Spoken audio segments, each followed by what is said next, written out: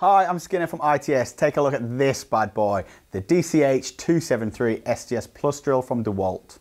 This heavy duty tool is an ideal choice when you need a robust cordless tool without compromising on power. It's part of the XR range, which means that it's compatible with all of Dewalt's 18 volt XR lithium ion batteries, which means if you've already got some knocking around, you won't need to buy any more.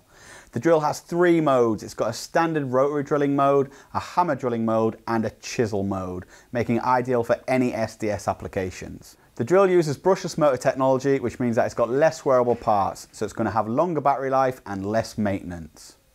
Other features include an ergonomic grip, an LED job light, a side handle which comes as standard with the kit, and a metal depth stop. It's also got forward, reverse and lock modes, as well as a variable speed trigger. In addition to that, one of my favourite features is the active vibration control, which reduces the impact, meaning you can keep working for longer. The DCH273 is a compact but powerful SDS Plus drill from Dewalt, and it's available now from ITS. If you have any questions, drop them in the comments below, and to see new products here first, don't forget to subscribe and hit the notification bell.